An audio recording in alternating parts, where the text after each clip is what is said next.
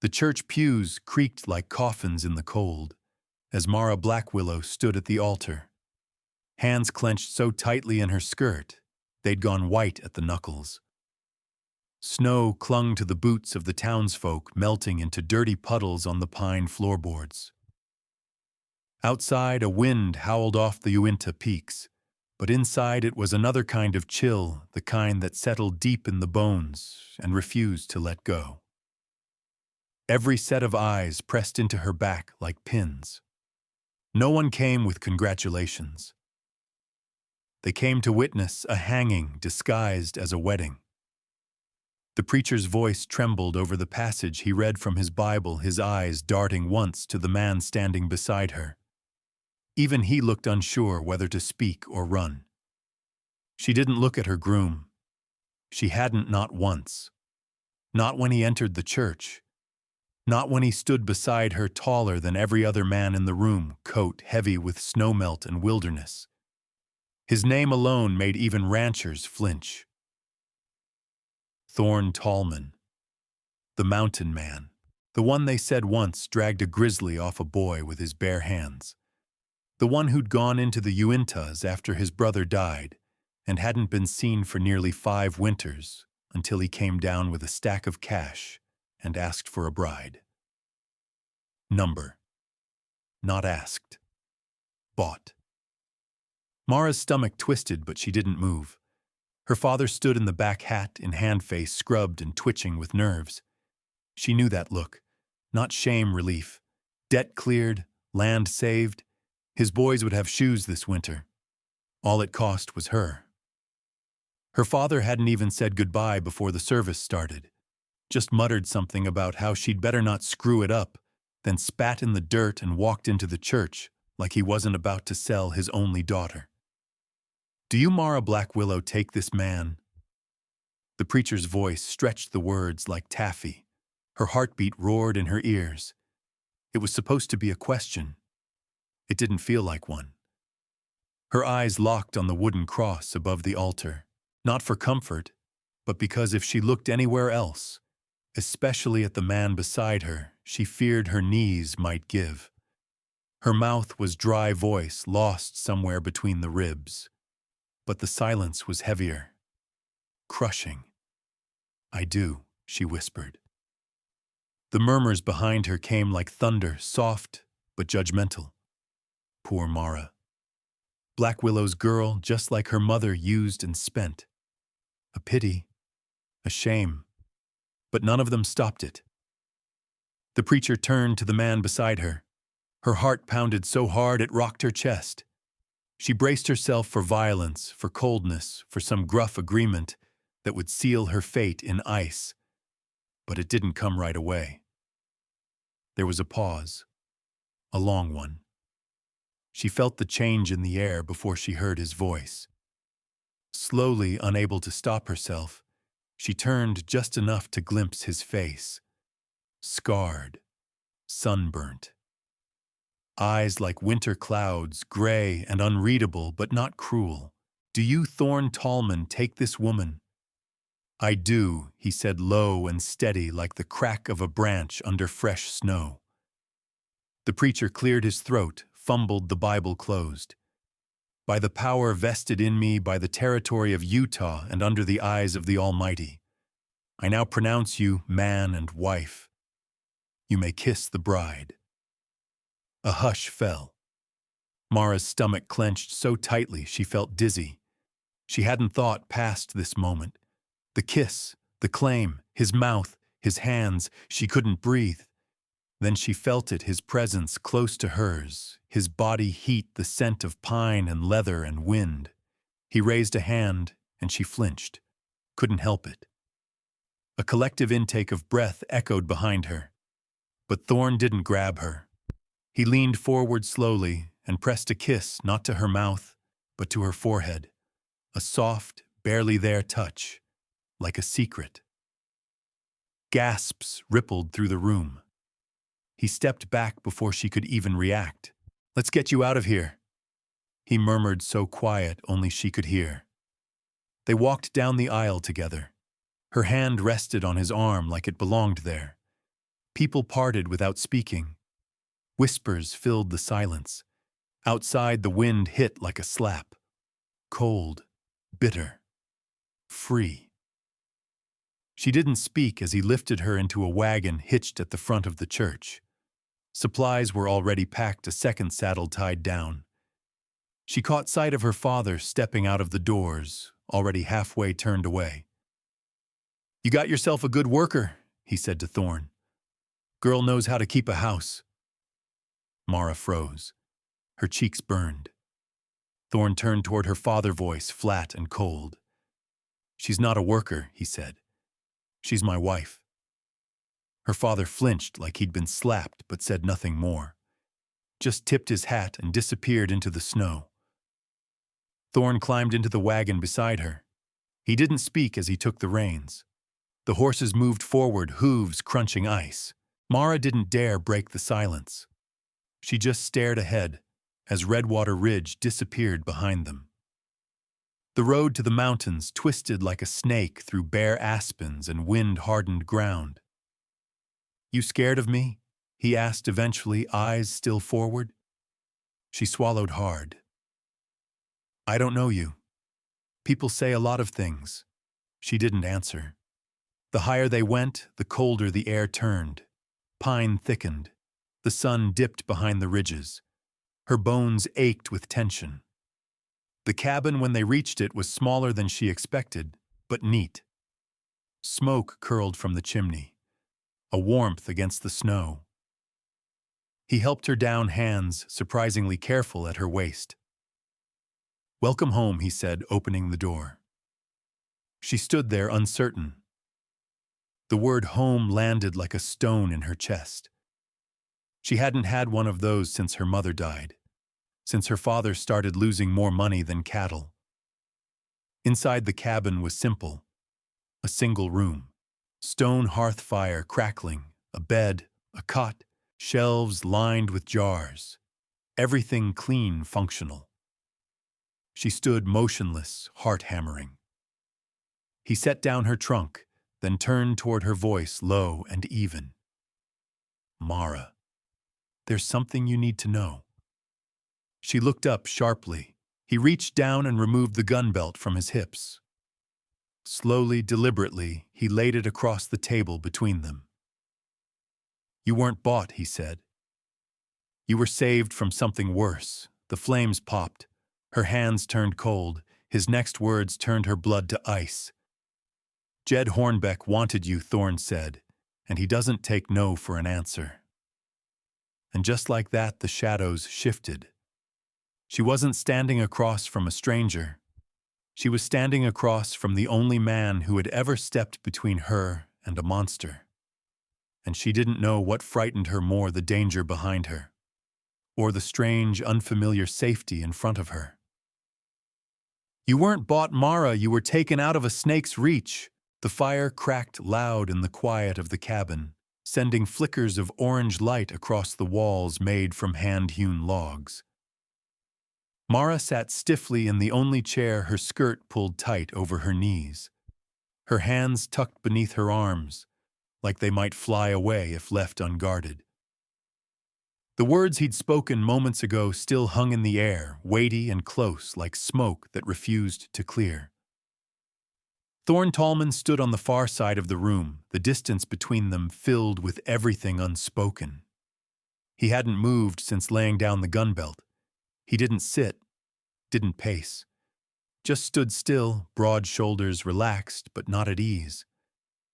Mara's breath shivered as she finally spoke. "Hornbeck, my father said he just wanted the land." Thorn's eyes met hers across the firelight. "Your father lied." The truth hit harder than the cold wind ever could. She turned her head, slightly blinking at the shelf where several tins and jars stood in neat rows. Nothing extravagant, just a man's supplies for surviving the mountain winter. Beans, dried herbs, coffee, a canister of salt. It didn't look like a prison. But then again, neither had her father's house until she realized she was only welcome there when she was useful. Thorn finally moved, not toward her, but toward the hearth. He crouched and stirred the fire with the poker. Hornbeck didn't just want your father's land, he said. He wanted you in that house. No preacher, no vows, just his rules. A chill ran along her spine even as the fire warmed her legs. She thought of Hornbeck's eyes, pale and slick like pond ice in spring, looking at her too long whenever he came to the ranch. The way he'd brushed her arm with his fingers while pretending to joke with her father. How he smiled at her like she was a mule he might make an offer on. I told him no, she whispered, throat tightening. Told him I'd never step foot in his house. Thorne nodded. He doesn't hear the word no. She pressed a hand to her mouth. Something between shame and fear curled in her belly. The kind of fear that didn't shout it, whispered and watched. How do you know all this? He leaned his forearm on the mantel. The firelight carved deep lines into his face, and for the first time she saw more than strength in it. She saw tiredness, sadness too. Because Hornbeck's men killed my brother. The words were blunt. No apology, no softness, Mara stared. Killed him, Thorne didn't look away. Isaac, younger than me, hired on with Hornbeck to drive cattle, thought the world still had more good than bad in it. When he saw how Hornbeck bled debt out of people, how he took what he wanted and left wreckage behind, he tried to leave. His jaw tightened. Men like Hornbeck don't let witnesses walk away. Mara felt the floor sway beneath her for a moment. She looked toward the cot by the fire neatly rolled waiting for him. Not thrown together. Prepared. That's when you went into the mountains, she said. After I buried him, Thorne answered. After I made Hornbeck pay for it as much as the law would let me. She didn't ask for details. She didn't need them. The scar running through his left brow said enough. The hush that clung to him like a second coat. Sheriff gave me a choice, he continued. Jail in a town run by Hornbeck or disappear into the high country. Mara swallowed hard. And now you've come back. Because I got a letter. He pushed himself upright and turned toward the table. From his coat pocket he pulled out a creased envelope, unfolded it with care, and set it in front of her. She didn't touch it, just read the faint scrawl. She recognized the signature Cal Running Bear, Sheriff of Redwater Ridge. Said your father's debt was being called in. That Hornbeck gave him until the end of the month to send you down. Mara clenched her hands in her lap. Why would the sheriff care? Thorne lowered himself onto the edge of the bed, not facing her, but not turning away either. Sheriff Running Bear knew Isaac, knew what happened. He said there was a girl now about the same age my brother would have been if he'd lived. Said she needed a way out Hornbeck couldn't reach. Mara stared at the flickering light. Her lips parted, but no sound came. I took every dollar I had, he said. Rode into town, paid off the debt. The only way to keep Hornbeck from reaching you was to tie your name to mine in front of God and witnesses. You saved me to get back at him, she said, barely above a whisper. No, Thorne said. I saved you because I couldn't save Isaac. Hornbeck can glare at me all he wants, but the law won't let him force a wife out of her husband's home. Even in a place like this, that still means something. She pressed a trembling hand to her forehead. The room felt too small. Her mind felt too loud. You could have let me go. You didn't have to marry me. Yes, I did, he said gently. It was the only door I could close behind you that Hornbeck couldn't force open. He stood again, picking up the gun belt, and slowly buckling it back on, not like a threat, more like a ritual. She watched his fingers work the buckle. I won't touch you unless you ask me to, he said.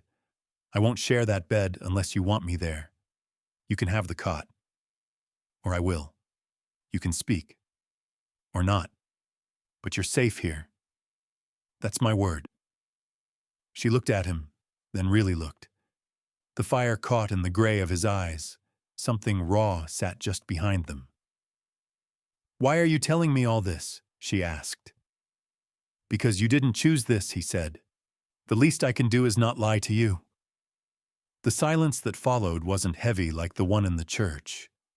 It was open, like mountain air.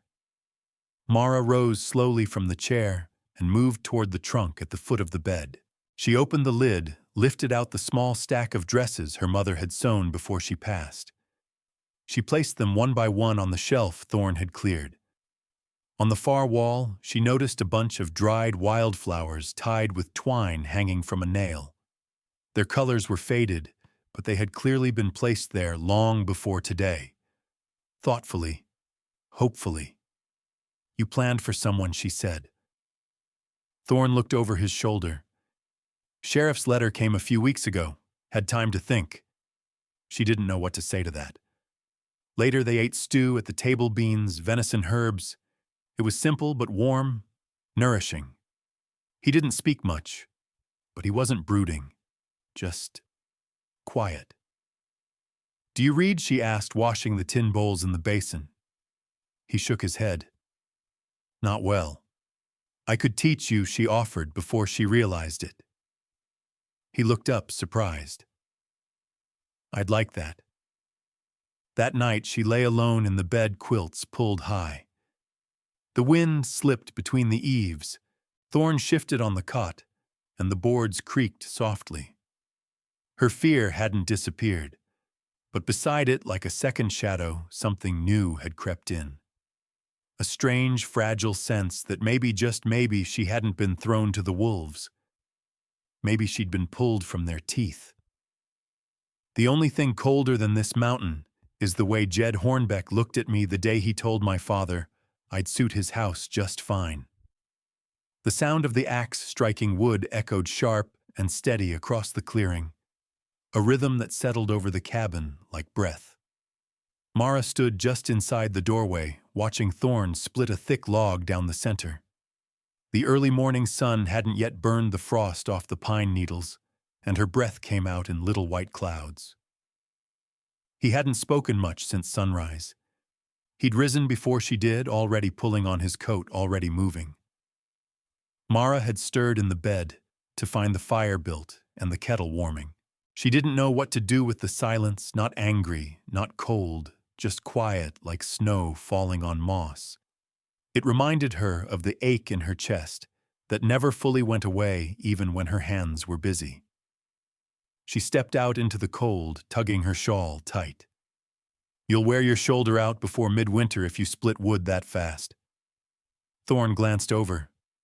"Stack's running low. Need to get through the storms coming. I can help." He paused. "You don't have to." "I didn't say I had to," she replied. "I said I can." He gave her a slow nod and handed her the smaller axe leaning against the porch. The woodpile was halfway full, pine and aspen arranged in neat rows. She took her place beside him and began to work, letting the action fill the space between them. For a time, the only sounds were the sharp crack of splitting wood and the scrape of boots on frozen earth. "I've been trying to forget it," Mara said finally. Thorn didn't look over. "What?" "The way Hornbeck looked at me. That day he came to the ranch, leaning against the corral like he already owned everything he saw, including me." Thorn's axe landed hard, splitting the log with a satisfying snap. He let the pieces fall, breathing slow. He said I was the kind of girl who'd make a fine housekeeper. Said my mother taught me well. Her throat tightened. Then he smiled like that meant something else entirely. Thorn straightened. His voice came low. "Your father didn't stop him." She laughed without humor. My father laughed along. Said I was strong like my mother, stubborn too. That I'd do well with a man who knew how to keep order. Thorn didn't answer right away. He took another log, set it on the block. "Your mother, was she like you?" Better, Mara said. "She never bowed to men like Hornbeck. She'd make my father sleep in the barn if he came home drunk. She taught me to read before I could hold a needle. She sounds like someone I'd have liked. Mara hesitated, then gave a small smile. She would have liked you, I think. You do what you say you'll do. Not many men like that left. They kept working the rhythm slower now, more thoughtful. The pile grew. The air warmed a little as the sun crept higher over the ridgeline. Inside, Mara set the kettle to boil and began preparing the oats. The quiet followed them back into the cabin, but it was less tense now, like a blanket pulled over sharp corners. You said Hornbeck killed your brother, she said as she stirred the pot. But not directly. How did it happen? Thorn sat at the table, turning his tin cup in his hands. He stared at the fire for a moment before answering. Isaac was younger than me by 6 years, kind. Always saw the best in people. When I left for a trapping season, he was still just a boy helping around the house. When I came back, he'd taken a job driving cattle for Hornbeck. Mara sat down across from him, listening. I told him to be careful, Thorn said. But he laughed. Said Hornbeck treated him fair. Gave him extra coin for hard work. Said the land was pretty, the work honest. His jaw flexed. Then one night Isaac rode out to settle a delivery and never came back. I found his horse 3 days later tied up outside a burned barn. Sheriff said it looked like an accident. Bandits, maybe. But the way the place burned quick controlled it looked more like a message. Mara's hands curled around her cup. I confronted Hornbeck, Thorn said. He smiled. Told me boys like Isaac didn't last long on rough land. Said he warned him not to stick his nose where it didn't belong. What did Isaac see? She asked. Thorn shook his head. I'll never know. But whatever it was, it got him killed. And I couldn't prove a thing. Mara's heart ached for him, for the weight he carried in his shoulders, the silence he'd worn for so long, and the law let it stand. There's no law when a man owns half the town, Thorn said flatly. Sheriff Running Bear did what he could. Looked the other way when I made trouble for Hornbeck. But he warned me. Told me I'd get myself buried next if I didn't leave. So you left. I went into the mountains. I trapped, hunted, survived. And I waited. Until the letter came. Mara rose and walked slowly to the window. The light outside had shifted, the snow on the trees glowed gold beneath the sky. But the weight inside her hadn't changed. You said the only way to stop Hornbeck was to marry me. Why would that stop him? Thorn stood. Because the law still holds in one place, the marriage bed. Hornbeck might own Dettland, half the council, but he can't drag a man's wife from his home. Not without making himself a criminal. Mara turned back to him, eyes searching his face. And what if I'd said no? What if I'd run? I would have let you, Thorn said. But there wasn't time, and you had nowhere to go. The words stung, but they weren't cruel, just true. She lowered her gaze. I've spent my whole life doing what others wanted. I never thought I'd end up here in a stranger's cabin halfway up a mountain. His voice softened. I never planned to come back down. They stood in silence for a long moment, two people caught in the slow shifting of a world neither of them built, but both now lived in. Then Thorn cleared his throat. I'm going to check the traps near the ridge before sunset. Won't be gone long. She nodded. Be careful. He pulled on his coat and paused at the door. If you want to stretch your legs, the trail to the west leads to a small pond. Just don't wander too far. Snow comes quick up here. After he left, Mara stood at the door for a long time. The weight in her chest hadn't disappeared, but it had a name now. Hornbeck, and a shape. One she could finally face. She wrapped her shawl tighter and stepped outside, boots crunching on the snow-packed path. She didn't know where she was going, only that she needed air. When the path forked, She took the trail west, and that was when she saw her, a shape sitting still beside a bent old pine. An old woman, long gray hair braided and tied with feathers, sat wrapped in a blanket, her gaze fixed on the sky. Mara hesitated. The woman turned and looked straight at her, and something in her dark eyes made Mara stop breathing for a heartbeat. "Some men are not wolves," the woman said softly. "Some are just men who've lived too long in winter." Mara blinked. Do you live out here?" The woman's mouth lifted in a half-smile. "Call me Nettie. And I reckon you're the one they said married the mountain's shadow." Mara took a cautious step forward. "I'm Mara, I know." The woman patted the snow beside her. Mara sat. The mountain was quiet all around them. But for the first time since she left the church, Mara felt less alone. Some men live so long in winter they forget spring ever existed. But not him, not Thorn Tallman. He still sets out 2 cups. The mountain wind shifted gently through the pine trees as Mara sat beside the old woman named Nettie, the snow crunching faintly beneath their weight. A crow called out once in the distance, then fell quiet again, as if the mountain was holding its breath to listen. Nettie hadn't moved much since Mara sat down. She didn't need to. Her presence carried weight the way old trees do without demanding only existing. Mara didn't know how long she'd sat in silence watching her own breath disappear into the crisp air before finally speaking. "You knew I was here." Nettie's eyes didn't leave the distant sky. "The mountain told me." Mara glanced sideways, unsure if she was teasing or serious. "I don't believe mountains talk. They don't, not in words." Nettie's voice was soft, but carried like smoke. "But they listen. And sometimes they send word back in the shape of crows or wind or people that cross your path." Mara pulled her shawl tighter, the silence between them filling again, but not unkindly.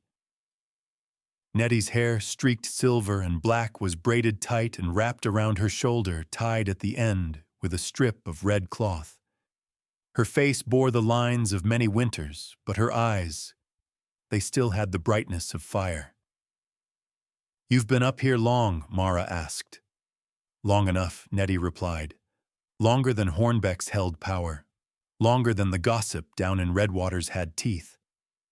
Mara looked at her more carefully now. "So you know him too?" Nettie gave a slow nod. "Jed Hornbeck's poison runs wide. He's choked the river and salted the land. Folks either fear him, serve him, or vanish when they try to stand up to him." Mara's throat tightened. "Thorn didn't vanish. He came back." "That he did." Nettie's smile came like a crease through old leather. "And married the one thing Hornbeck wanted to own." Mara dropped her eyes to the snow, suddenly feeling laid bare. "I don't know what that makes me." "Alive," Nettie said, "and still standing." Mara let out a quiet breath. "I don't feel brave." Nettie turned to her then, and her gaze was warm but firm. "You left the only home you ever knew, walked into a stranger's arms, faced down a name that makes grown men spit or stammer. Don't tell me you're not brave, girl. I've seen scared women. You ain't one." A flush crawled up Mara's neck. No one had spoken to her like that in years. Not with pride. Not with honesty. "I'm still trying to understand him," Mara murmured. "Thorn. What kind of man does what he did for someone he didn't even know?" "Grief makes men into many things," Nettie said. "It made Hornbeck into a tyrant. Made your father a coward. But it didn't rot Thorn from the inside. It sent him into the mountains. And when the world came knocking again, he didn't slam the door. He opened it." Mara blinked against the sting in her eyes. "He still doesn't talk much." "He talks plenty," Nettie said. "Just not with words." She gestured toward the trail with her chin. "He set out 2 cups before you ever arrived, didn't he?" Mara nodded slowly. Men don't do that unless their heart's been waiting longer than their hands. A gust of wind stirred the trees above them, rattling frost from the branches.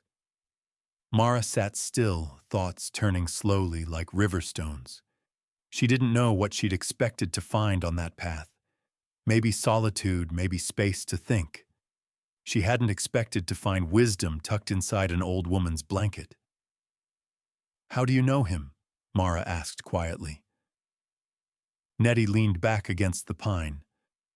"When Isaac was still alive, Thorn brought him to me when the boy had a fever. Wouldn't trust a town doctor.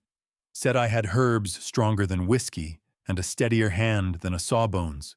Diddy boy was running hot enough to melt the creek, shaking and pale. I gave him a poultice, prayed over him, and fed him broth with bear root. Next morning, he was up asking for biscuits." Nettie smiled faintly. "Thorn brought me fresh pelts for a year after that, even when he didn't need anything." Mara smiled for the first time that morning. That sounds like him. Isaac was his son. Nettie said more softly now. When he died, Thorn lost his warmth, took to the cold because it matched how he felt. But the thing about winter is, it waits for spring. The wind fell still again. Just enough for Mara to hear the river far below threading through the trees like a song barely remembered. "I don't know if I'm his spring," Mara admitted. "I don't know if I'm anyone's anything." Nettie reached over and took Mara's hand in hers. Her skin was warm despite the cold, dry and calloused like pine bark. "Let me tell you something," she said, voice low. "The most dangerous kind of love ain't the kind that sweeps you off your feet. It's the kind that hands you a blanket when you're cold and doesn't ask for a thing back. That kind roots deep. That kind lasts." Mara didn't answer. Couldn't. The lump in her throat was too thick. She hadn't cried in front of anyone since her mother's funeral. She wouldn't now. But something in her cracked open all the same. Nettie gave her hand one last squeeze, then let go. "You'll be all right, girl. You got bones stronger than you know. Now go on. He'll be wondering where you've gone." Mara stood brushing snow from her skirt. "Will I see you again?" Nettie chuckled. "You walk the woods and I'll be nearby. The mountain's not so wide that paths don't cross again." Mara hesitated, then gave a small nod and turned back toward the trail. The walk home was different. She didn't rush. She didn't shrink from the wind. And when she reached the cabin, she saw a curl of smoke from the chimney and boot tracks in the snow where Thorn had returned from the ridge. She stepped inside and found the fire built up the kettle, steaming gently, and 2 cups on the table. He looked up from sharpening his knife. "You were gone a while." "I met someone," Mara said. "Nettie Greyfox." Thorn nodded, unsurprised. "She finds people when they need finding." Mara crossed to the table and poured water into both cups. Her hands no longer shook. She slid his toward him and met his gaze. "I'm not afraid of you," she said. Thorn studied her for a moment, then set the knife down. "Good," he said softly. "I never wanted you to be." Outside clouds were gathering over the ridge. A change in the wind. Snow was coming. But inside the cabin the air was warm, and on the table sat 2 cups. One for him. One waiting for her. His brother believed the world had more good than bad. That's what got him killed. The storm came fast, pushing over the ridge like a wave of white fury. By nightfall, snow hissed against the cabin walls, needling through cracks in the shutters, moaning low through the trees like the mountain was grieving. Inside, the fire roared, fed steady by Thorn's hand. Mara sat on the floor near the hearth legs tucked beneath her skirt, a wool blanket wrapped tight around her shoulders. The warmth of the flames licked her cheeks, but the cold still clung to her bones. She hadn't gone to the pond that morning. Neither had he checked his traps. The sky had warned them both gray and taut with promise. So instead, they worked quietly through the day, reinforcing the roof, hauling in firewood, hanging extra blankets over the windows. Now the cabin was their whole world sealed off in the blizzard's grip. Thorn sat across from her at the table, mending the leather strap of one of his snowshoes. The lantern on the table cast a golden glow that softened the lines in his face. He looked younger in that light, though the scar through his brow still cut sharp as ever. "You always ride out storms up here alone?" Mara asked. He glanced up, lips twitching slightly. "Most of the time. Some winters I'd go weeks without hearing another voice." She shook her head. "I couldn't do it. You'd be surprised what people can do when they have no other choice." She watched his hands work the leather. "Did Isaac ever come up here with you?" His hands paused. Mara regretted the question for a moment, but then he set the snowshoe down and leaned back in the chair, eyes fixed on the fire behind her. "Once," he said. "Summer after our mother died. He was 16. I took him up through the South Pass, showed him where the trout bite in the shadowed pools, how to move quiet through pine without breaking the needles." Mara could see it. Two brothers, one lean with youth, the other already growing into his shoulders, moving through a green forest dappled with sun. "He couldn't sit still," Thorn said with a faint smile. "Every time a squirrel moved, he jumped like it was a bear.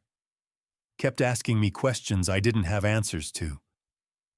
Why does pine bark curl like that? Do animals understand storms before we do? What happens to snow when it falls into fire?" She smiled, picturing it. He sounds curious. Too much for his own good. He fell quiet, then jaw tightening. The smile faded, and the fire popped in the silence. Mara didn't fill the space. She waited.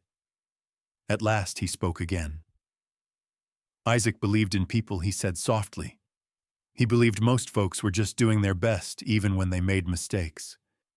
He thought the world had more good than bad." She nodded gently. "And you didn't, I wanted to," Thorn said. "I still did, maybe. But I'd seen more than him. I'd seen what Hornbeck did to families who couldn't pay up. How he laughed when a man lost his horse to debt and still had to walk 5 miles to bury his daughter." Mara's heart sank, and Isaac saw it too. Thorn stared at the floorboards. "Eventually. He came to me one night 2 months before he died. Said he'd found something, papers maybe, a shipment list that didn't match, land deeds with names scratched off. I told him to take it to Sheriff Running Bear, let the law handle it. But he didn't." "No," Thorn said. "He said the sheriff's hands were tied too tight. Said if no one else would stop Hornbeck, he'd do it himself." The weight of that choice hung heavy in the fire-warmed air. "He was just a boy," Mara whispered. "Not when they found him," Thorn said. "When I buried what was left, he looked older than I did." The storm rattled the shutters, as if the mountain itself mourned that boy all over again. Thorn stood suddenly, crossing to the hearth. He picked up a kettle, poured hot water into 2 cups. The way his hands moved said he'd done this 1,000 times. But tonight something was different in the way he set the cup down in front of her. Careful. Intentional. She wrapped her fingers around the tin, grateful for the heat. "I never had a brother," she said. "Just 2 younger cousins. I helped raise them after my aunt passed. Changed their diapers, taught them to read. My father never once said thank you. Just expected me to keep them out of his way. You did it anyway. They needed someone." Their eyes met. Thorn sat again, folding his hands on the table. Isaac used to say the world was full of doors you didn't know were open until you walked through them. He believed in second chances, even for men like me. You're not the kind who needs one, Mara said. You're the kind who gives them. He looked down, then jaw tight. You're wrong about that. She let the silence fall again, but it wasn't awkward. It was full of things neither of them could say aloud just yet. Outside, the snow thickened.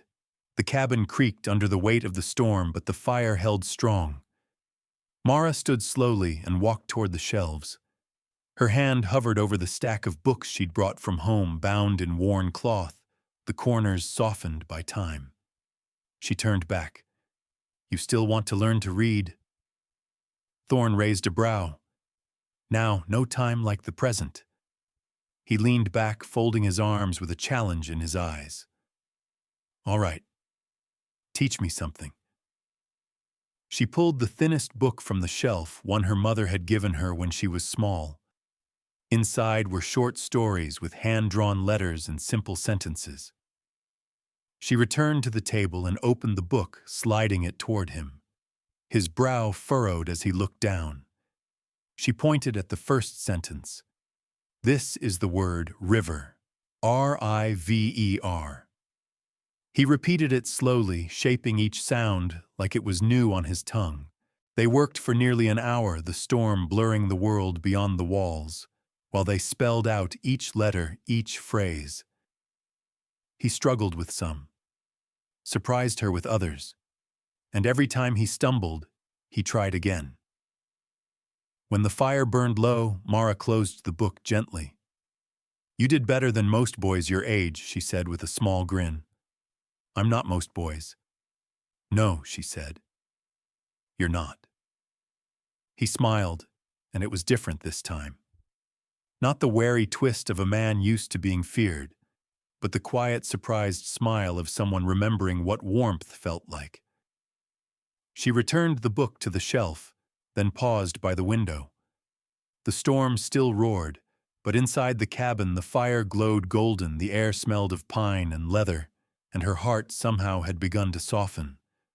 Just as she turned to head to bed, something in Thorne's posture changed. He rose slowly, crossing to the door, his eyes narrowed, head tilting toward the wind.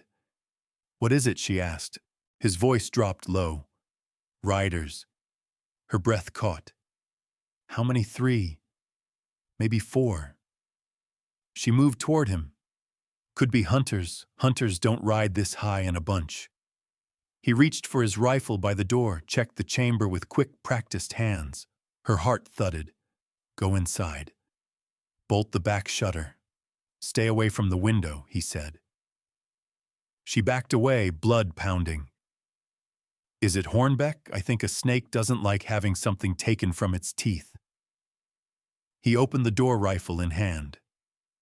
Outside in the dark, teeth of the storm hooves cracked through snow, and Redwater's past had come looking for blood. He called me bride, like the word had chains on it, but I wasn't cold anymore. I had rage burning in my chest.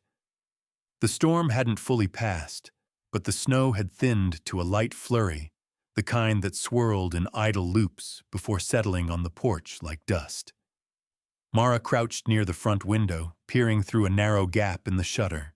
Her breath fogged the glass as she counted shapes descending the ridge, 4 riders, breath steaming from their horses, moving with purpose. Jed Hornbeck led them. Even from this distance, Mara could feel his presence like a sickness. That dark coat, the wide-brimmed hat, tilted just so.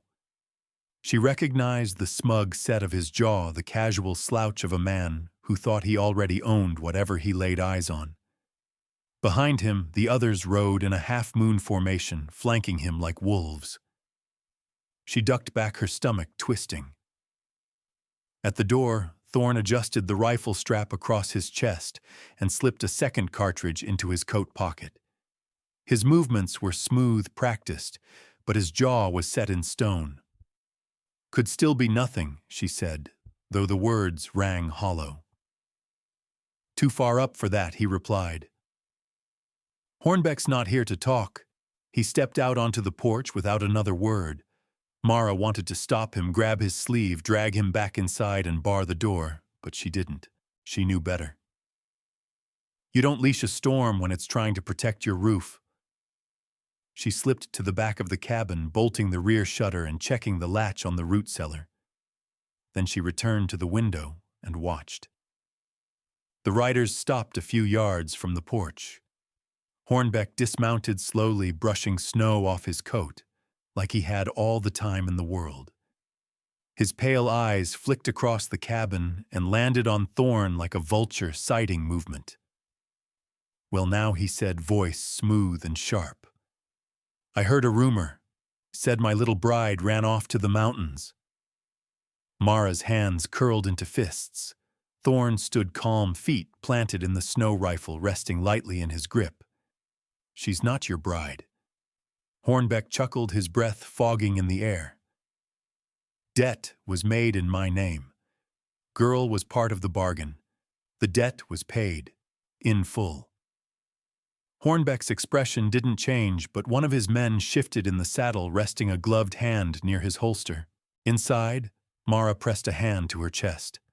Her heart was racing. She felt heat rise through her limbs, not fear this time. Fury. Cold, steady fury. The kind she'd buried too many times before. Hornbeck's gaze slid toward the cabin window, and even though she was hidden, Mara felt it like ice on her neck. "Abigail," he called, using the name her mother had given her. "You come out now, and I might be generous. Might even leave Boone breathing." Her spine stiffened. She heard Thorn's voice outside, low and steady. "I'll give you one chance to turn your horse around and leave." Hornbeck smiled again. "You forget Boone. You're not the only man who knows how to kill." He twitched his chin. One of his men reached for his pistol. The crack of the rifle split the air like a whip. One of the riders howled, dropping his weapon and clutching his bleeding hand. Smoke curled from the barrel of Thorn's gun. "Next one goes where I aim for," he said. The other two riders jerked their horses back a step. Hornbeck didn't flinch, but the smile slipped from his face. Inside, Mara's breath came fast and shallow. She could hide. Let Thorn handle it. Or she could do something harder. Her fingers went to the door latch. The wood felt heavy, but the weight in her chest felt heavier. Her heart hammered against her ribs. She stepped outside. The cold slapped her cheeks. The snow came down in lazy spirals, catching in her hair and lashes. All four men turned to look at her. So did Thorn. "Get back inside," he said sharply. "No," she said. The word surprised her with its steadiness. She walked down the steps until she stood beside him. Her knees wobbled, but she kept her chin high. Hornbeck's eyes slid over her, slow and possessive. "There she is," he said, voice oily. "Little ranch girl trying to play mountain wife." Mara didn't flinch. "You don't speak for me, Mr. Hornbeck. You never did." His smile turned cold. "Your father signed a contract. Debt for land and daughter." "My father sold whatever he could to save himself," she said. "But he forgot something. I'm not cattle. I'm not a field you can pass from hand to hand." Hornbeck's lip curled. "You didn't choose this. Maybe not at first," she said. "But I choose now. I choose to stay with him. I choose to be Mara Tallman, not your secret." Thorn glanced at her, then just for a heartbeat. She caught something in his eyes, raw, unguarded. Not pride, respect. Hornbeck's face darkened. "You think saying it out loud makes it real paper is what matters in this territory. Not feelings." He snapped his fingers. One of the riders fished a folded stack of papers from his coat and waved it like a prize. "Markers signed by your father," Hornbeck said. "Agreement for his daughter." Sheriff himself stamped it. A voice echoed down the trail. "That's true," came the call. All heads turned. Hoofbeats approached. 3 more riders emerged from the trees. Sheriff Cal Running Bear at their head coat, buttoned tight his sorrel horse, puffing steam in the cold. 2 deputies flanked him, rifles ready. Hornbeck's jaw twitched. "Sheriff," he said, "good of you to come settle this." Running Bear reined in between the groups, eyeing the blood in the snow, the dropped weapon. "Looks like I arrived just in time to stop a burial," he said. "Boone shot my man in cold blood," Hornbeck snapped.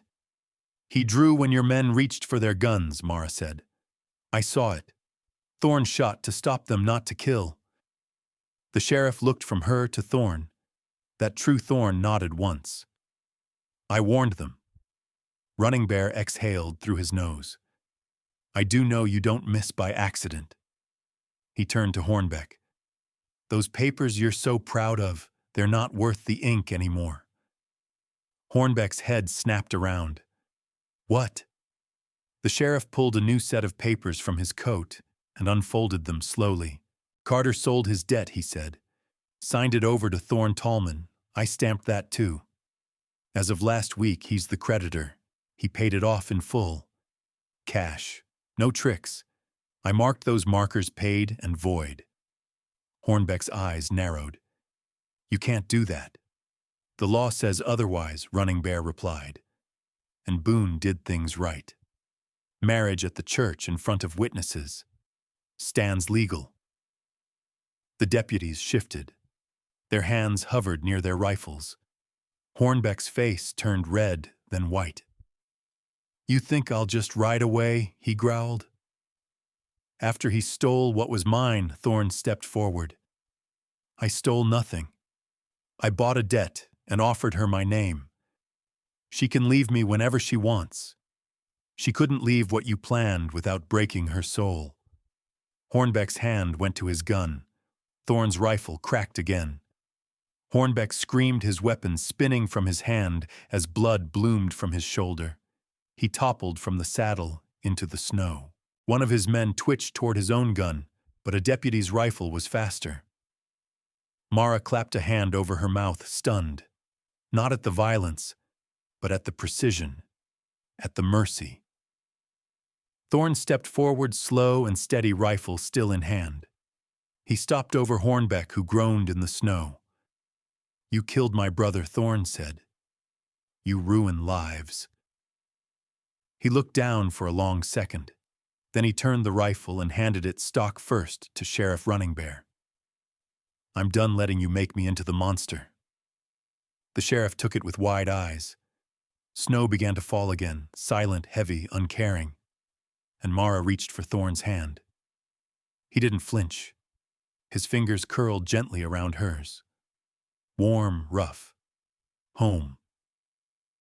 Peace was supposed to feel quiet, but it didn't.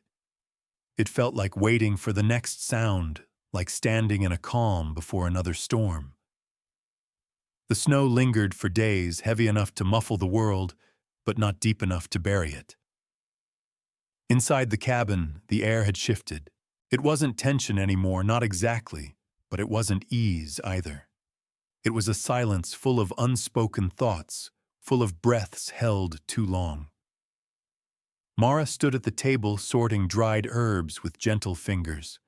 Her hands worked with practiced rhythm, but her mind drifted elsewhere. Every time the wind pushed against the cabin walls, her shoulders flinched just slightly. She hated that. Thorne moved quietly behind her, stacking the last of the firewood by the stove.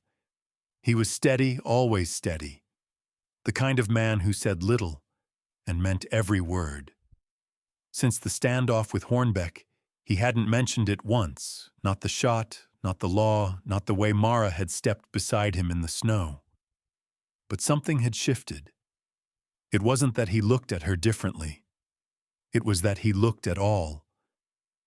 He caught her watching him once, and the flicker of warmth that passed through his eyes almost knocked the air from her lungs. She didn't know what to do with it. Outside, a faint thudding broke the hush. Hoofbeats. Not fast, steady, deliberate. Thorne's head snapped up. He crossed the room in 2 strides and opened the door just as a figure came into view. It was a woman. She rode a roan mare wrapped in a thick red blanket and a wide-brimmed hat. Her cheeks were wind-burned, her eyes sharp and curious. She swung down with practiced grace. "Thorne Tallman," she called. Thorne stepped onto the porch. "Depends on who's askin'." "I'm looking for Mara Carter," she said. "Name's Bess Weaver. I reckon she might know my brother." Mara came to the doorway, heart skipping. "Bess," she said. "You're Wait. You're Myron Weaver's sister." Bess smiled, warm but worn. "Sure am. Myron wrote me about you last fall. Said you were the only soul in town who brought him soup when he broke his leg." Mara's throat tightened. He never told me that. He didn't tell you a lot of things, I imagine. That man was full of pride, even if it made him foolish." Bess climbed the steps. "I was passing through Flatstone when I heard what Hornbeck tried to pull. Figured if I didn't check in myself, I'd regret it." Thorne nodded slowly. "You're welcome here." "Appreciate it," Bess said. "I got questions, though. And I reckon she does, too." Mara led her inside, offering tea and stew that had simmered on the stove since dawn. Bess took both with grateful hands and a sharp eye, the kind of woman who saw everything and spoke only what mattered. They sat near the fire, and Mara watched the flames dance in the hearth. She sensed Thorne behind her, leaning against the far wall, arms crossed. "Myron always said you had more courage than most," Bess said. "Didn't expect you'd end up in the high mountains, married to the most feared man this side of the pass." "I didn't expect it either," Mara said quietly. "But he's not what they say." "No," Bess agreed. "They never are. Not when you really see him." There was a long pause. "I came for another reason, too," Bess said. "I passed a rider on the trail below one of Hornbeck's men. Not the one who lost his hand. This one was younger, twitchy. He was heading south fast." Mara's jaw clenched. "South to where Thorne asked." Bess looked at him. "To Fort Kettering, maybe, or one of the mining camps. Hornbeck's been licking his wounds, but I wouldn't count him out yet." Thorne said nothing. His face was unreadable, but Mara felt his energy shift. Tense, calculating. Bess glanced between them. "You two might have won the first round, but that man doesn't take humiliation kindly. And you shot him in the shoulder. He'll want more than blood, he'll want to undo you." Mara stood abruptly, pacing to the window. "We shouldn't have let him go," she muttered. "You didn't have a choice," Thorne said. "Killing him then would have lit the fuse." "Well, maybe it's lit anyway," Mara said, turning. Thorne met her gaze, quiet steel in his eyes. "Then we prepare." Later that night, after Bess retired to the small guest cot, Mara stood by the window, watching the snow glow silver under a near full moon. Her reflection stared back at her, older than she remembered, harder around the eyes. She heard him before she saw him. Thorne stepped beside her, close, but not crowding. The heat from his body radiated like a hearth. "You're angry," he said. "I'm tired," she replied. "And I'm scared." "That's honest," he said. "Most folks would just say they're tired." She looked at him. "Are you scared?" He paused. Not of him. Her heart stirred. "What then?" He turned to her fully. "Of failing you." The words dropped like stones in a well. She hadn't known how much she needed to hear them until they were spoken. She swallowed. "You haven't failed me." He nodded once, solemn. "Then I won't start now." The air between them pulsed. He reached out, almost hesitant, and brushed a lock of hair behind her ear. His hand lingered near her cheek. Mara leaned into it. It wasn't a kiss. Not yet. But it was a promise. In the early hours, the cabin held a strange hush. Outside, the wind died completely, and the stillness was unsettling. Bess rose before dawn, brewing coffee and sharpening her knife on the porch rail. She moved like a woman who knew trouble by scent alone. By mid-morning, it arrived. A rider on a black horse galloped up the ridge, waving a torn strip of fabric on a stick, white but smudged with blood. Thorne stepped onto the porch with his rifle across his chest. The rider pulled up, breathless. "I don't work for Hornbeck no more," he gasped. "But you need to know. He's coming. He hired men. Not from around here. Merc's trackers may be worse." "Why are you telling us?" Thorne asked flatly. "'Cause I got a sister, and she looks like her," the rider said, jerking his chin toward Mara. "And I got no stomach for what they're planning." Thorne didn't blink. When 3 days, maybe 2, he wheeled the horse around and vanished down the trail like a ghost with a warning. Mara stepped out beside Thorne. Bess joined them, arms folded, jaw tight. "Looks like that storm we were waiting on just picked up speed," Bess said. Thorne's eyes scanned the ridge. "We hold the high ground." "That's something. It's not enough," Mara said. "We need help." He turned to her. Who she lifted her chin. Every person Hornbeck ever burned, every soul he ever cheated, folks like Myron, folks like me, they need to know he's back for blood. Bess grinned. "Well, if we're going to war, I'll need more coffee." As she turned, Thorne looked at Mara, long and searching. "You ready for this?" he asked. Her voice was firm. "I wasn't born ready, but I was made for it." She squeezed his hand once, and they both turned toward the gathering cold. Turns out the best place to hide a fire is in plain sight, because no one believes a quiet woman's rage until it burns through the walls. Mara pulled the coat tighter around her shoulders and stared down the mountainside, watching smoke rise from the flatlands. The flames weren't literal yet, but they would be. She could feel the heat pressing against her chest already just beneath the ribs. It was morning, cold and clear. A silence stretched out over the land that didn't feel natural. Bess sat sharpening her blade again, her boots muddy from her early scouting along the eastern ridge. Thorne was tending to the horses, checking saddle straps, whispering to the gray mare, like he was preparing her for war. "We can't wait much longer," Mara said. Bess didn't look up. "We ain't. I sent the hawk signal out at first light." "What signal?" Bess nodded toward the sky.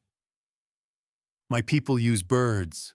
A flare spooks 'em, high draws eyes. Our kin from Pine Hollow will see it. Maybe even someone from Old Elk Post. That's the best we got." Mara took a breath, heart pounding. "And if it's not enough, then we use what's left," Bess said. "Ourselves." She turned her head. "You ready for that?" Mara looked past her toward the trail that wound into the trees, the one Hornbeck would come up. She thought of her father's trembling hands as he signed her away. She thought of Myron Weaver's busted leg and quiet gratitude. She thought of every time she'd had to hold her tongue just to survive. "No," Mara said. "But I'm not waiting to be ready." Bess grinned. "Good. 'Cause I didn't bring you to be soft. I brought you to burn." They spent the afternoon stringing tripwire along the ridgeline, placing sharpened stakes in the brush, readying oil barrels near the base of the slope. Elias had taught Thorne tricks from their trapping days, how to make a hillside speak in fire and steel. Now Thorne passed that knowledge to Mara, and she took it in like oxygen. By sunset, her hands were blistered and black with dirt, but she'd never felt stronger. Inside the cabin, they unrolled a worn map over the table. Bess pointed to the cut between the trees. "They'll come up here if they're smart," she said. "It's the only route with real cover."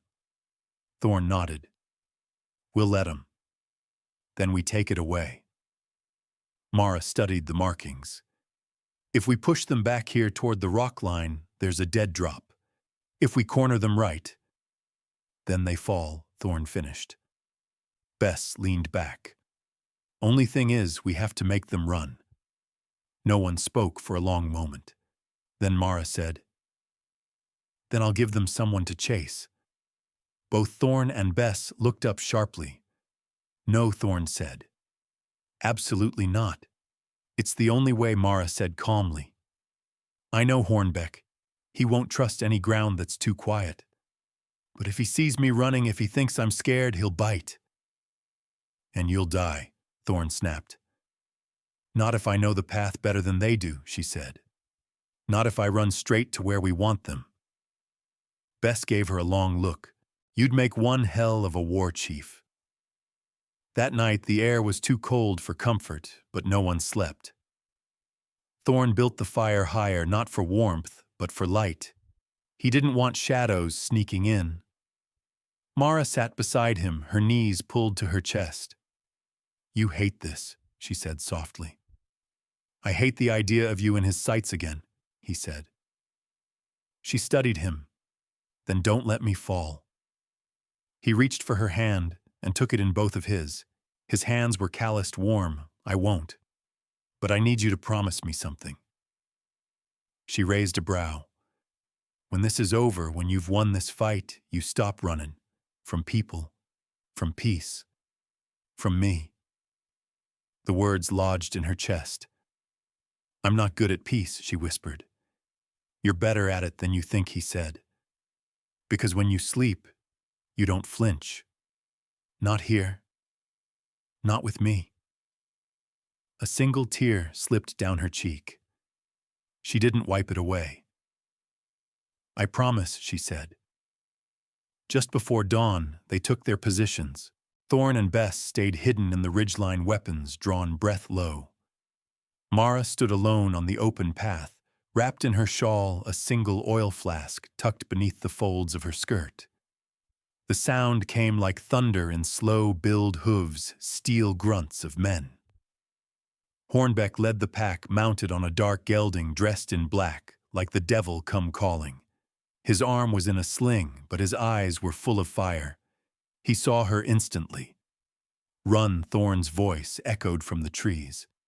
Mara turned on her heel and took off straight toward the clearing. Just as they planned, Hornbeck and his men gave chase. The trap sprung open. Flames erupted from the base of the slope as Thorn hit the oil line. The blaze roared up behind the charging riders. Horses screamed. Men shouted. Still Mara ran, feet pounding over frozen earth, every heartbeat hammering in her ears. When she reached the turn by the cliff edge, she dropped to her knees and rolled into the brush. Hornbeck didn't see her vanish. He charged on until his gelding caught a tripline and bucked, throwing him hard against a rock outcrop. His men scattered, some falling into the pit trap below, others retreating in terror. Bess emerged from the trees, rifle raised, covering Mara's path. Thorn barreled toward her, breath ragged fury in his eyes. "You're insane," he said as he scooped her up. But it worked. She gasped, laughing and sobbing at once. When the smoke cleared, Hornbeck was on his knees, bloodied and furious. Bess stood over him. "I ought to kill you right here," she said. "But we won't," Mara said, stepping forward, "because he's not worth the weight of it." Thorn looked at her with pride. Bess nodded, then bound Hornbeck's wrists. "Let the law take him," Mara said. "This time let him rot, knowing he lost to a woman who wouldn't kneel." As they walked away from the wreckage, the first rays of sunlight broke through the smoke. Thorn took her hand in his. "You burned the house down," he murmured. "No," she said. "I just lit the match. The fire was always there." She didn't want revenge anymore, she wanted roots. And roots only grow where you stop running. The trial took place 2 weeks later, after the last snowstorm had passed through Bitterhorn Ridge and the muddy roads thawed enough to bring a wagon down from the cabin. The people of Elk's Hollow gathered in the dusty clearing near the courthouse, some drawn by curiosity, others by guilt. A few perhaps came in hope of seeing a kind of justice they'd once believed impossible. Hornbeck was brought in, shackled and sullen, his arm in a crude sling, and his face still darkened from the fall. But there was no fire in him anymore. Whatever he'd ruled with fear, money, pride had drained out on that mountain, and what was left behind was smaller than anyone expected. Mara stood outside the door for a long moment before entering the hall, her heart pounding under her coat. She could still smell the smoke from that morning the one Thorn had lit at dawn beside the cabin, a quiet fire not for defense but for warmth. It was the first fire she hadn't needed to watch suspiciously in a long time. Inside the room was warm with oil lamps and packed shoulder to shoulder. She spotted Sheriff Henley by the judge's bench, leaning on his cane and watching her with unreadable eyes. Bess stood in the far corner beside her younger cousin from Pine Hollow, Wynne, tall and sharp-eyed like her. And Thorn hadn't taken his eyes off Mara since she walked in. She took her place beside the witness bench, chin raised, heart steady. They asked her what Hornbeck had done, not just on the mountain but before, when he had sent word to her father that the debts could be wiped clean in exchange for a promise. When his men had shown up early and followed her home from the mercantile, smirking, letting her know she'd be watched. When he'd ridden up to the wedding chapel like a funeral procession. She spoke clearly, plainly. No tears, no dramatics. Just the truth laid bare like stone pulled from the frost. And when they asked why she hadn't come forward sooner, she didn't flinch. Because no one would have listened, she said. Because girls like me, born to men with bad debts and weak spines, don't get believed until someone bleeds. A murmur swept through the room, but no one interrupted. Then came Elias's name. Someone asked where he was, why the man who'd risked his life for her hadn't come down for the trial. He's where he belongs, she said. Guarding the land we fought for. He doesn't need to be here for me to stand. Sheriff Henley nodded at that. Hornbeck didn't say a word. His lawyer tried to speak for him, tried to call Mara a willing bride. But no one believed it. Not now. Not after the fire. Not after the trail of ruin left behind him.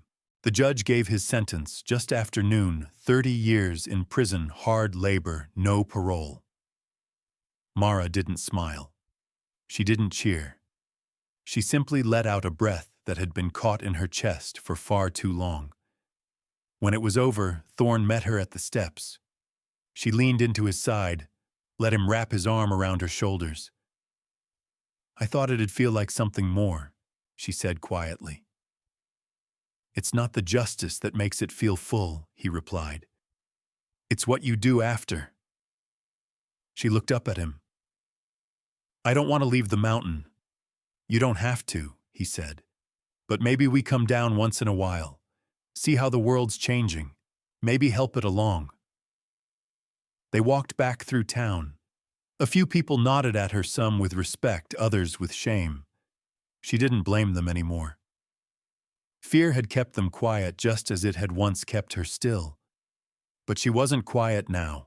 That night back at the cabin, she watched the stars wheel overhead, while Bess carved another notch into the wood beam by the door. One for every trap set, every battle survived. You ain't the same girl I met, Bess said. I hope not, Mara answered. You got plans now. Mara took a slow breath. I want to grow something. I want to build something that doesn't have to burn just to be seen. Bess gave a low chuckle. Well, the soil's good, and you got people now. She did. She had Thorn, who now hummed while chopping wood instead of standing silent in his grief. She had Bess, whose sharp tongue and sharper rifle had protected them both. She had neighbors in Pine Hollow who'd offered seed stock and hens come spring. But more than that, she had herself. And for the first time in her life, that was enough. As the fire crackled inside, she stood on the porch and thought about roots. Not the kind that grew wild and tangled, but the kind you choose to plant. ones you water, ones you fight to protect. Her hands were rough, her body sore, but her spirit was starting to feel like a home. In the distance, coyotes howled. Somewhere below, water flowed soft against stone, and behind her, Thorn's voice called out low and steady, "You comin' in?" She turned, her eyes lit by the fire inside and the stars above. "I'm home already," she said. The hardest thing about healing is that it doesn't ask for fire, it asks for stillness. Spring arrived like a whisper instead of a shout. Snow receded along the edges of the pine woods, and the river that ran east of the Boone cabin turned from a frozen ribbon into a chattering silver stream. For the first time in years, the land itself seemed to exhale. Mara stood barefoot on the porch one morning, her toes sinking into the cold boards, watching the sunrise break like honey across the ridge. Inside, Thorn was stirring a pot of beans, and the smell of fresh cornbread, his newest frontier triumph, drifted out the cabin windows. He'd shaved but left the beard along his jawline. He still looked like the mountain, but now like one with room for warmth. Mara held a letter in her hand, the paper creased and soft from too much handling. It was from Sheriff Henley. Not a summons, not a warning, just a note written in his rough script. "Fences are being mended in town. Thought you'd want to know." She did. And she didn't. The days had grown quiet on the mountain. Not hollow, just different. Where once there had been the sound of blades being sharpened, now there were birds in the trees. Where once her hands had only held weapons, now they cupped soil. Her garden had begun as something to do with her fingers when her thoughts got dark. Now green shoots were pushing up from the furrows she had shaped. But healing was a strange thing. It didn't announce itself. It didn't give you a banner or a parade. It just showed up one ordinary morning when you realized you weren't bracing for pain anymore. That night, Bess rode in with news. "They're putting on a barn dance," she said, as she tied her horse to the hitching post. "Whole of Elk's Hollow. Even the preacher agreed to it. Claims we all need respite and restoration." I think his wife got tired of him pacing the floor. Mara leaned against the post, wiping her hands on her apron.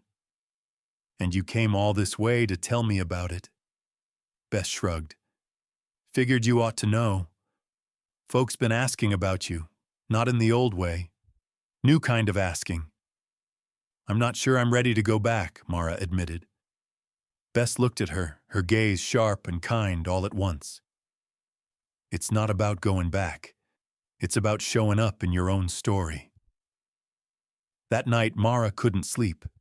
She sat by the fire, staring into the coals. Thorn joined her, his legs stretched out, cup of coffee in hand. "You've been quiet," he said. "I've forgotten how to be seen," she murmured. Thorn nodded slowly. "You were always seen. Just not rightly."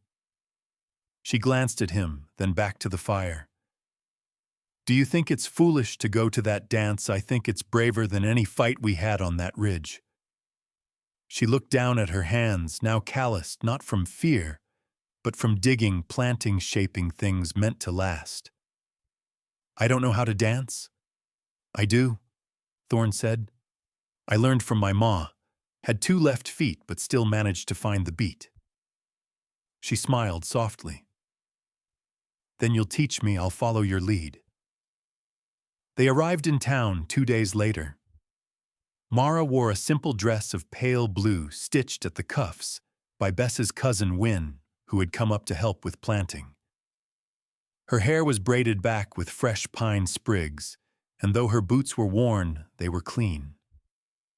Thorn walked beside her, his shirt freshly pressed, his stance protective, but no longer guarded. The barn was strung with lanterns and pine garlands, the air filled with fiddle music and the smell of smoked meat. People parted when they saw her, not out of fear this time, but uncertainty. Then a little girl ran up and handed her a wildflower. My mama said you were the brave lady, she whispered. I want to be brave too. Mara knelt, brushing the child's hair back. You already are. That broke the spell. Sheriff Henley came over, tipping his hat. You made it. I wasn't sure I would. Neither were we, he said. But we're glad you did. Thorn held out a hand as the music swelled. Shall we? She hesitated only a second, then placed her hand in his. The dance wasn't perfect. She stumbled once and he stepped too wide another time. But they laughed softly, openly. Around them, the people who once looked away now looked on, and some even smiled. Later that night, after the dancing and the stew and the songs by lantern light, Mara stepped outside for air. The stars were brighter in town than she remembered. Bess joined her, leaning on the post. You're different, Bess said. I'm still me. Maybe. But now you're a version that don't flinch at her own reflection. Mara was quiet for a long moment. Then she said, Do you think I can really put down roots here? You already have, Bess said. Thing about roots, they don't ask your permission. They just grow when they know it's safe. Mara closed her eyes, breathing in the scent of wood smoke, pine, and warm soil. Then I'll water them, she whispered, every single day. And she meant it. Because peace wasn't the absence of fear, it was choosing to stay even when fear knocked again. It was learning to dance on legs that once only knew how to run. It was holding someone's hand and believing they'd still be there in the morning. She turned back toward the barn, toward Thorn, toward the light. And she walked in. The mountain doesn't ask you to forget. It just waits until you're strong enough to remember. It began with a box. Mara had been sorting the loft above the cabin, cleaning out what Elias had left behind in his quieter years. There were old traps, rusted shut, folded maps with hand-drawn roots, a few dried flowers between the pages of a book on native flora. She was reaching for a crooked beam when her fingers touched the corner of a tin box wrapped in oilcloth. She almost left it there. But something about the way the metal was cool, even in the warm air, made her pause. When she opened it, the scent of old leather and cedar hit her like a memory. Inside were yellowed letters, each addressed in Elias's unmistakable hand. To Thorn.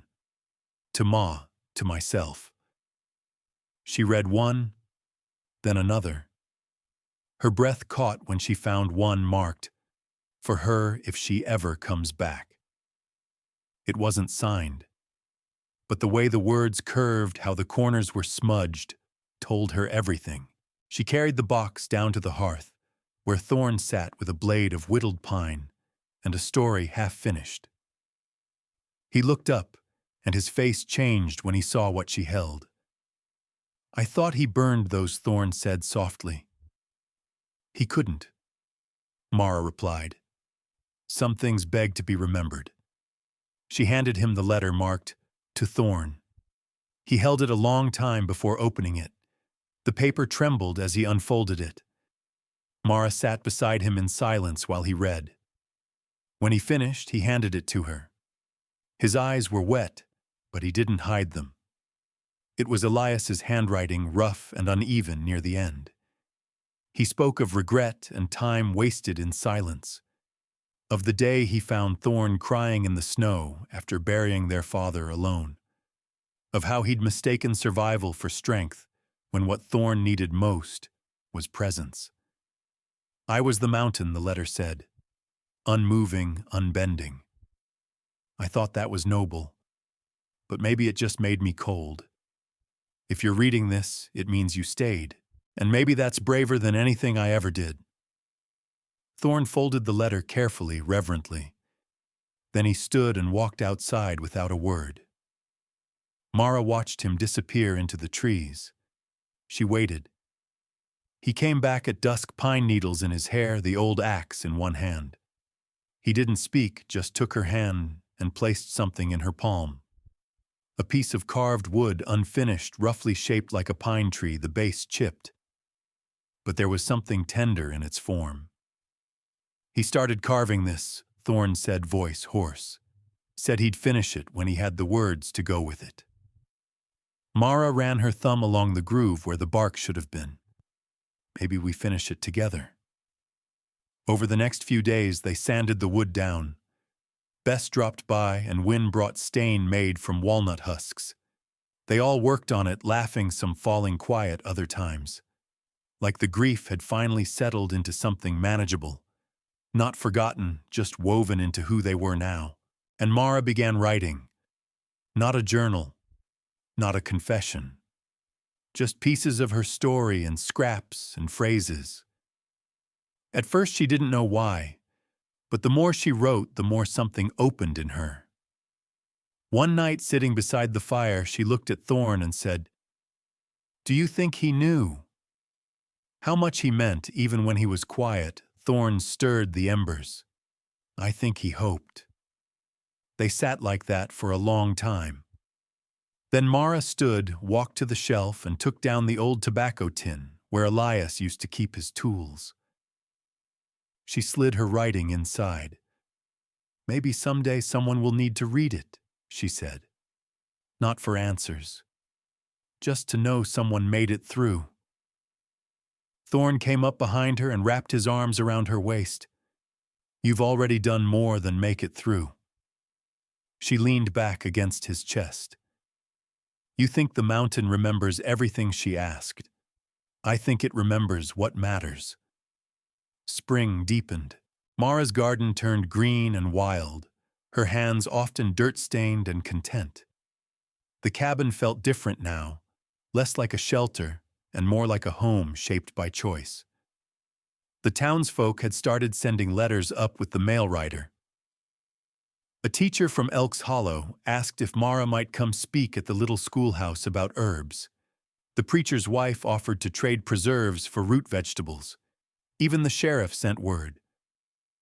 "You're part of the circle now, whether you like it or not." Mara pinned the note on the inside wall next to the letter from Elias. That evening, Thorn cooked rabbit stew and built the fire high. After supper, they sat out on the porch, the smell of wood smoke curling around them. "There's one more letter I didn't read yet," Mara said. Thorn turned. "Which one?" She held it up to myself. "You should," he said. So she did. The letter was short. Just a few sentences. Elias had written it like a prayer. "If I ever forget that love is louder than fear, I hope someone reminds me. If I die before I fix what I broke, I hope they remember I tried. And if she ever comes back, tell her the mountain was never meant to be a cage. Just a place to begin again." Mara folded the paper and tucked it beneath her shirt over her heart. "I think he did fix it," she whispered. Thorn nodded. "And now it's our turn to keep it?" In the distance, coyotes called again, this time not mournful but lively. The river kept flowing. The trees leaned in like old witnesses. Mara reached for Thorn's hand and laced her fingers through his. She didn't flinch, and the mountain in its quiet way stood watch over it all. There are some kinds of love that don't arrive like thunder. They come like rain on dry ground, soft and steady, until everything starts to bloom. The last frost came and went without ceremony. One morning the wind still held winter in its breath, and the next the ground was warm underfoot, the scent of thawed pine needles curling in the air. Mara stood at the edge of her garden with a tin of wildflower seeds in one hand and a quiet hope in the other. The ridge was greener than she'd ever seen it. Thorn had repaired the old fence line with split rails they'd hauled down together, and Bess had brought up fresh fencing wire from Pine Hollow in exchange for jars of root jam and a bucket of Thorn's rabbit stew. Mara knelt, pressing her fingers into the soil. It crumbled easily, rich, damp, alive. She scattered the seeds in careful arcs, not knowing what would take but planting anyway. Inside the cabin, Thorn was sanding the last edge of the carving they'd started weeks ago. The pine tree Elias had left half-finished. Wynne had helped fashion a base from smooth river stone. Mara had added a single etched line at the bottom he loved in the only way he knew, by building shelter. Later, she'd tuck the carving in the small grove behind the cabin where Elias used to sit at sunset. Let the wind speak over it now. Let the trees keep watch. They were halfway through the afternoon chores when hoofbeats echoed through the hollow. Thorn straightened from the trough, eyes narrowing. Mara wiped her hands on her apron, instinct prickling. But the riders weren't strangers. It was 2 women and a boy townfolk bringing supplies. The teacher from Elk's Hollow, Ms. Harper, had come to ask again about her lesson in frontier healing. The second woman was her sister, arms full of quilts. The boy held a folded note. Mara opened it while the others introduced themselves to Thorn. "We're starting a proper gathering place," it read. "A community house, small for now, but we'd be honored if you and Thorn would help. Even if you just sit and tell stories, folks listen when it comes from you." She looked up, heart softening. Thorn gave her a look across the yard, a question without words. Her lips curved into a quiet yes. That evening, Mara sat on the porch steps watching the last light fade behind the trees. A pot of beans simmered inside. Bess was expected by morning, and the breeze carried the scent of something flowering nearby. Thorn came out and sat beside her, hands dusted with sawdust. He leaned back against the post. "You ever think we'd end up here?" he asked. She tilted her head toward him. "I don't think I knew I could end up anywhere." He chuckled. "Fair." Silence settled in, not heavy but full. "I thought I'd always be running," she said at last. "Even after the trial. Even after the dance. But lately, I don't want to anymore." "That's what peace feels like," Thorn murmured. "No," she corrected gently. "That's what love feels like." She looked at him, then full in the face. He held her gaze unmoving. "I want to marry you," she said. "Not because I have to, not because it fixes something, but because every day I wake up beside you, I find more reasons to stay." Thorn didn't speak at first. His throat worked, and then he exhaled. "I was going to ask you next week," he said, laughing softly. "Had a ring carved out of that walnut from Bess's cousin. Wynne even offered to make you a dress." Mara laughed the soundlight and stunned. "You were waiting. I wanted to make sure you knew it was your choice." She reached for his hand. "This whole life is my choice now."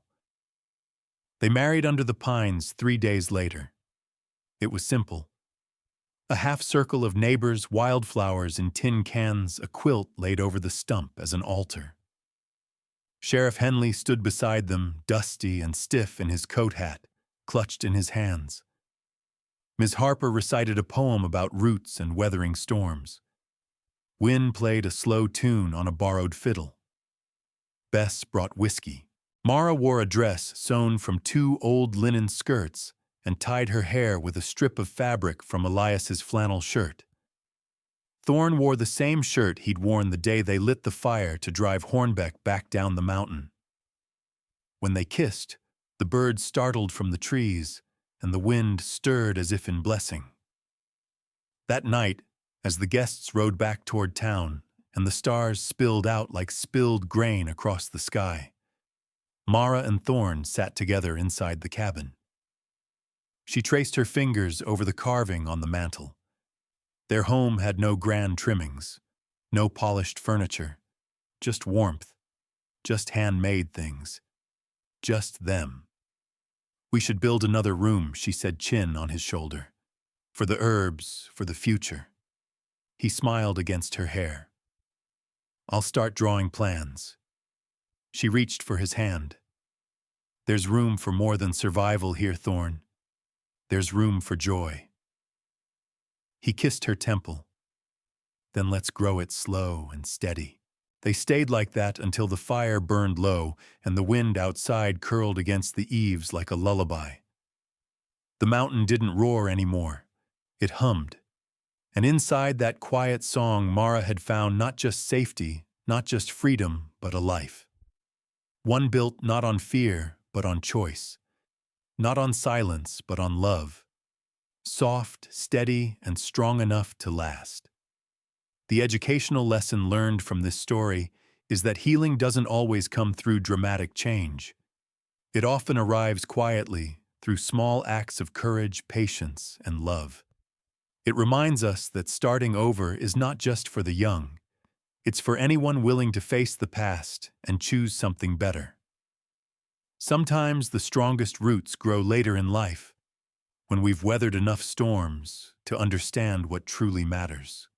We learn that peace isn't the absence of hardship, but the presence of something worth staying for.